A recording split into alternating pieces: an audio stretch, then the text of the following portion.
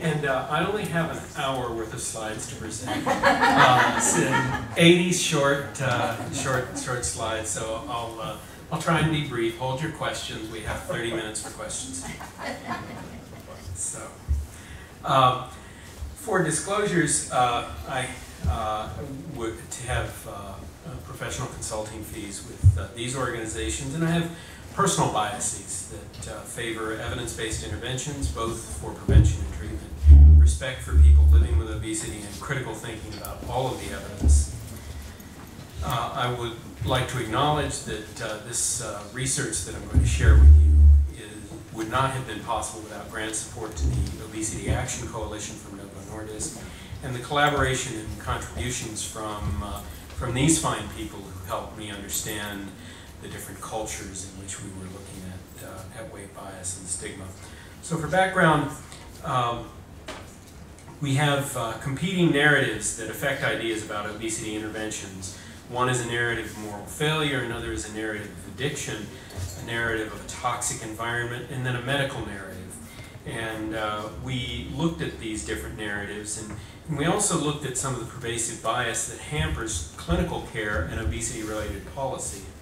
Some of the essential components of that are blaming people with obesity, a counterproductive tension between prevention and clinical care that gets presented as a false dichotomy. You've got to choose one, you can't have both. I'm sorry, I want both.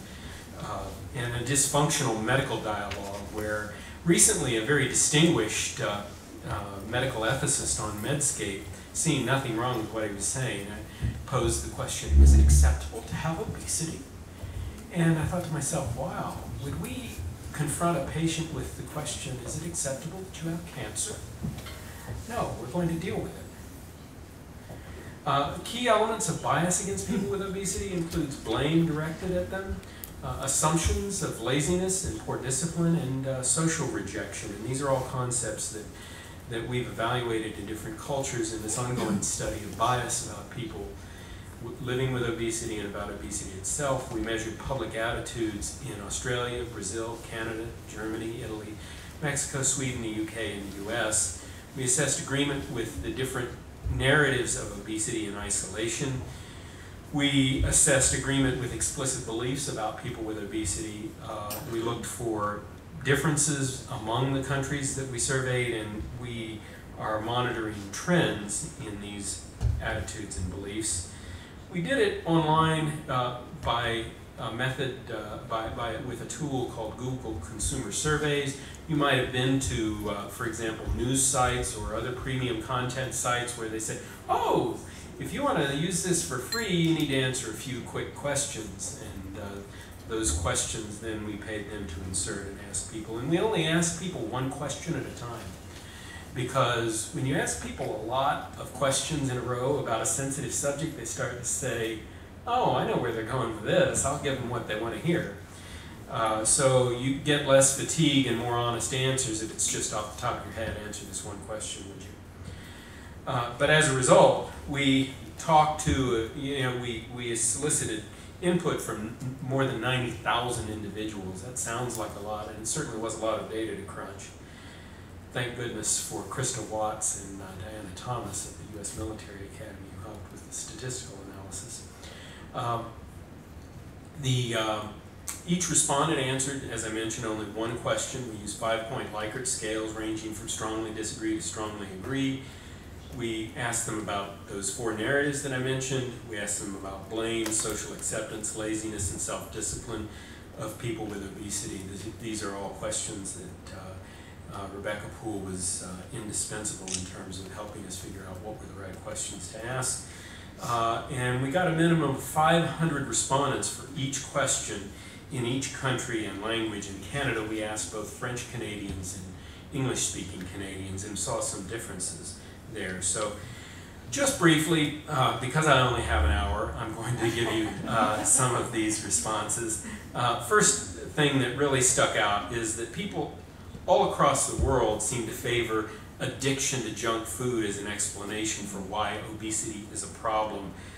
You see in Italy that agreement was the greatest. Fully 70% of people agreed with it. But even in the US, where the agreement was the least strong. You had 39% of respondents agreeing with this idea, and only 30% disagreeing, a large contingent of people who were, whatever.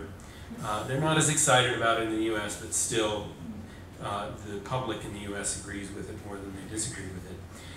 And belief in that addiction explanation was especially strong in Brazil, French-speaking Canadians, and in Italy. And these bar graphs come from an odds ratio analysis from a cumulative logic models. And if you ask me about the statistics, we can step aside after my hour is up, and I can explain all that to you if we get the statistician who did it on the phone.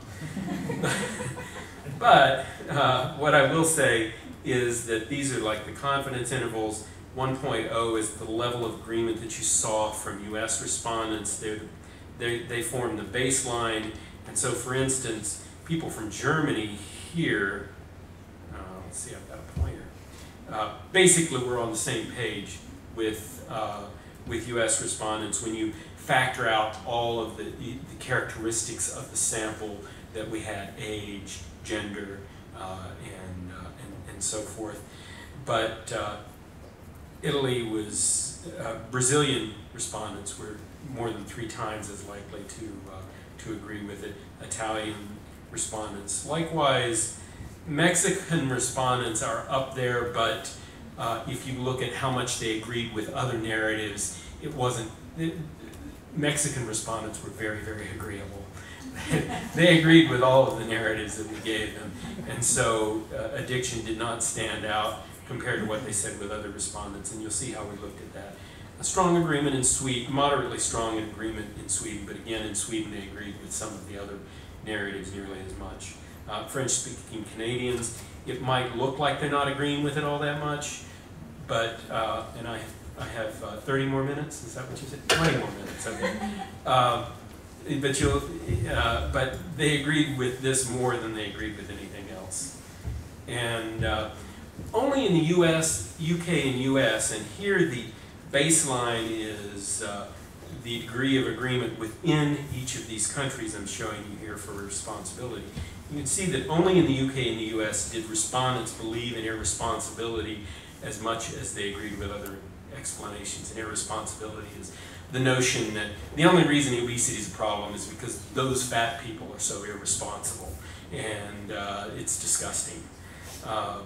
US and the UK tends to think, yeah, that's a pretty reasonable explanation. All the other countries kind of rejected that.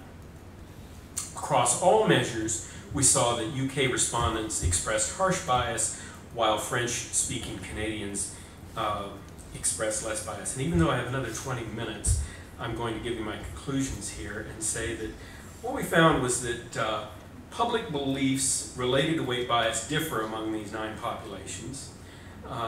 There's a strong belief that addictive junk food causes obesity, and that belief is especially strong in Brazil, Italy, and French-speaking Canada. And we found the harshest beliefs in the UK, and generally speaking, we found less harsh beliefs on average in French-speaking Canadians.